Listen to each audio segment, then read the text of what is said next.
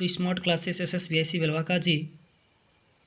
आज हम सभी लोग संख्या पद्धति नंबर सिस्टम का अध्ययन करेंगे। संख्या पद्धति क्या है, व्हाट इज नंबर सिस्टम।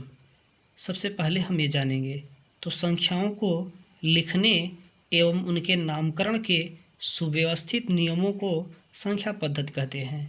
संख्याओं को लिखने एवं उनके नामकरण के सुव्यवस्थित नियमों को संख्या पद्धति कहते हैं। जैसा कि आप लोग जानते हैं, आदिमानव को संख्याओं का ज्ञान नहीं था।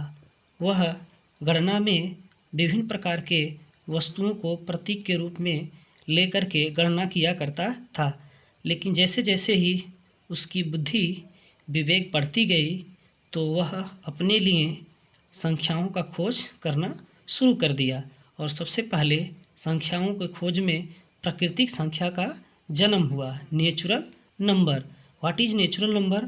वे धनात्मक संख्याएं जो गिनने में प्रयुक्त होती हैं और एक से लेकर के अनंत तक होती हैं, प्राकृतिक संख्या कहलाती हैं। इसे कैपिटल एन से प्रदर्शित करते हैं। वे धनात्मक संख्याएं जो गिनने में प्रयुक्त होती हैं और एक से लेकर के अनंत तक होती हैं, प्राकृतिक संख्या कहलाती है। इसे कैपिटल एन से प्रदर्शित करते हैं, अर्थात कैपिटल एन बराबर 1 2 3 4 डॉट डॉट डॉट इनफाइनाइट। जैसे जैसे हमारे दैनिक जीवन में अनेक प्रकार के संख्याओं का उपयोग बढ़ने लगा, वैसे वैसे संख्याओं का खोज होना शुरू हो गया। प्राकृतिक संख्या के बाद पूर्ण संख्याएं आई, होल नंबर। होल नंबर क्या है? प्राकृतिक संख्याओं के साथ शून्य को सम्मिलित करने पर प्राप्त होने वाली संख्याएं पूर्ण संख्याएं कहलाती हैं।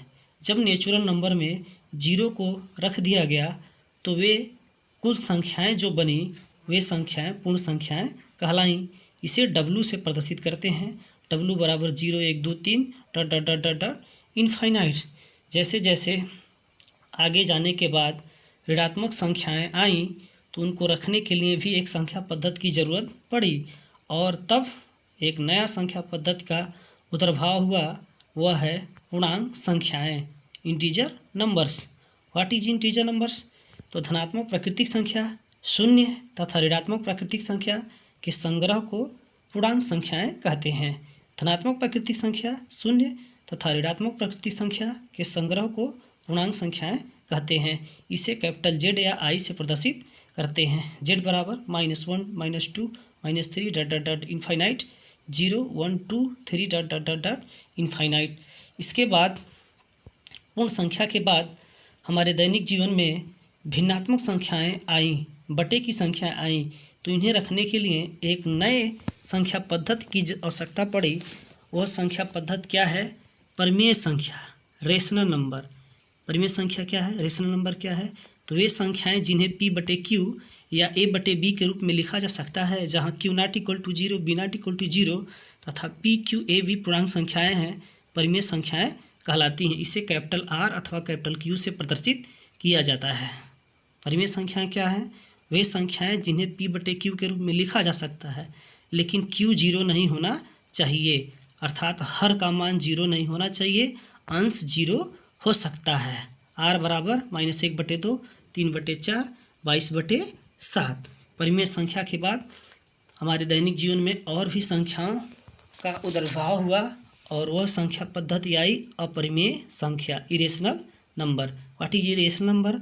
वे संख्याएं जिन्हें P/Q के रूप में व्यक्त नहीं किया जा सकता है, जहां Q not equal to 0, P तथा Q पूर्णांक संख्याएं हैं, अपरिमेय संख्याएं कहलाती हैं। इसे कैपिटल IR से प्रदर्शित करते हैं। अपरिमेय संख्याएं जो होती हैं वो करड़ी में होती हैं, वो उसका वर्गमूल नहीं प्राप्त किया जा सकता, उसका वर्गमूल दशमलव में प्राप्त होगा, पूर्ण संख्या प्राप्त नहीं होगा। जैसे करड़ी में 2, करड़ी में 3, पाई करड़ी में 11। पाई भी एक अपरिमेय संख्या है, लेकिन पाई का मान 22/7 परिमेय संख्या है। केवल पाई की बात करें तो पाई अपरिमेय संख्या है, क्योंकि इसे P/Q के रूप में नहीं लिखा जा सकता है। इसके बाद अपरिमेय संख्या के बाद से हमारे दैनिक जीवन में वास्तविक संख्या है, रियल नंबर का खोज हुआ। तो व्हाट इज रियल नंबर। सभी परिमेय संख्याओं और सभी अपरिमेय संख्याओं के संग्रह को वास्तविक संख्या कहते हैं। इसे कैपिटल R से प्रदर्शित करते हैं। सभी परिमेय संख्या और सभी अपरिमेय संख्या, अर्थात उपरोक्त जो 5 संख्याएं हम लोगों ने ऊपर पढ़ा है, ये पांचों संख्याएं वास्तविक संख्याएं हैं। R बराबर सभी परिमेय संख्याएं प्लस सभी अपरिमेय संख्याएं। इसके बाद से काल्पनिक संख्याएं। वास्तविक संख्याएं को हम लोग 10 में पढ़ेंगे और काल्पनिक संख्याओं को भी हम लोग 10 में पढ़ेंगे। काल्पनिक संख्याएं, imaginary number. What is imaginary number? तो वह संख्या जिसका वर्ग शून्य अथवा ऋणात्मक होती है उसे काल्पनिक संख्या कहते हैं। वह संख्या जिसका वर्ग शून्य अथवा ऋणात्मक होती है उसे काल्पनिक संख्या कहते हैं। जैसे कड़ी में 0 का स्क्वायर 0, कड़ी -3 का स्क्वायर -3, कड़ी में -4 का स्क्वायर -4। अर्थात हम कह सकते हैं कड़ी के अंदर जो ऋणात्मक संख्याएं होती हैं उसे काल्पनिक संख्या कहते हैं। जैसे कड़ी में -5, कड़ी में -16, कड़ी में -10, कड़ी में -11, कड़ी में -7, कड़ी में -13। अर्थात कड़ी के अंदर जो ऋण की संख्याएं होती हैं उसे काल्पनिक संख्याएं कहते हैं। इसका भी प्रयोग हम लोग कक्षा 10 में मूल रूट वाले चैप्टर में करेंगे और समझेंगे। इसके बाद से हमारा लास्ट नहीं है 8 नंबर है सम्मिश्र संख्या, कॉम्प्लेक्स नंबर। कॉम्प्लेक्स नंबर क्या है? वह संख्या जो काल्पनिक और वास्तविक संख्याओं के संयोग से बनती है। वह संख्या जो काल्पनिक और वास्तविक संख्याओं को जोड़ करके उनके योग से प्राप्त होती है उसे सम्मिश्र संख्या कहते हैं। इसका एक भाग वास्तविक और दूसरा भाग काल्पनिक होता है। इसे कैपिटल C से प्रदर्शित करते हैं। C बराबर A + IB।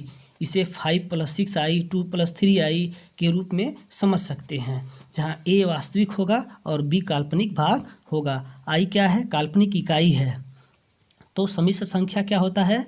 जो काल्पनिक और वास्तविक संख्याओं के योग से बनती है। यह कक्षा 11 में और कक्षा 12 में पढ़ने के लिए मिलेगा। इसके बाद से है भिन्नात्मक संख्या। भिन्नात्मक संख्या और परिमेय संख्या में थोड़ा अंतर है, इसे ध्यान से समझेंगे। भिन्नात्मक संख्या वे परिमेय संख्याएं हैं जिनका हर धनात्मक हो। जितनी भी भिन्नात्मक संख्याएं हैं वे परिमेय हो सकती हैं। सभी भिन्नात्मक संख्याएं परिमेय हो सकती हैं, लेकिन सभी परिमेय संख्याएं भिन्नात्मक नहीं हो सकती हैं, क्योंकि भिन्नात्मक संख्याओं के लिए हर धनात्मक होना चाहिए। जैसे -1/2, -5/6, 3/11। यदि हम -1/2 में यह कहें कि माइनस को हम नीचे कर दें तो 1/-2 हो जाएगा। यदि 1/-2 लिखते हैं तो भिन्नात्मक संख्याएं नहीं होंगी, क्योंकि हर ऋणात्मक हो जाएगा। आप कहेंगे सर माइनस ऊपर को माइनस नीचे कर सकते हैं। हाँ, आप ऐसा कर सकते हैं।